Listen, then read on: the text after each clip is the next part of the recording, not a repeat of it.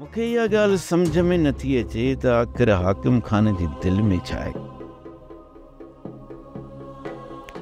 जॾहिं त सभु जो सभु ॻाल्हियूं हाकिम खान जे अॻियां वाज़े बि थी चुकियूं, पोइ बि न मीरा ई वारस खे आज़ादु करण खां इनकार करे छॾियो।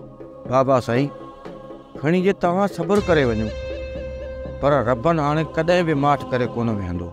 रबन मूंखां वधीक मजबूर आहे। जेकॾहिं रबन जी ज़ाल मीरा उन्हनि जी क़ैद में न हुजे हन त रबन हाकिम खान वारनि जे माण्हुनि में लापारो विझी छॾे। पर रबन इहो ॼाणे थो त उनजो हिकिड़ो खयल ग़लति क़दम मीरा खे मौत जे मुंहं में विझी सघे थो। हू रबन खे हद खां वधीक मजबूर करे रबन हथां अव्हां खे मारणु चाहिनि था। कालो,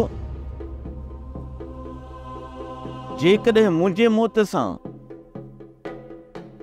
हितां जो अमुन बहाल थिए थो न, त मां पंहिंजो सिर अॾीअ ते रखी वञी उन्हनि खे पेश करण लाइ तयारु आहियां। पर मां इहो चङी तरह ॼाणा थो त मुंहिंजे मरण खां पोइ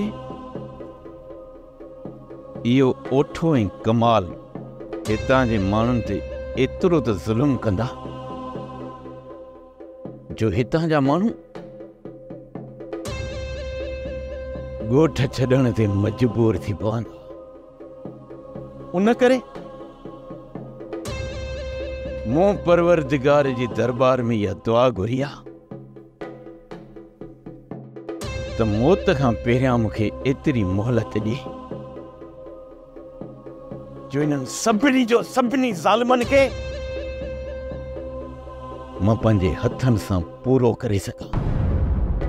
सोप सीरियल ज़हर ज़िंदगी तमाम एपिसोड ॾिसो हाणे HD क्वालिटी में। विजिट कयो असांजो YouTube चैनल सिन TV HD ड्रामा।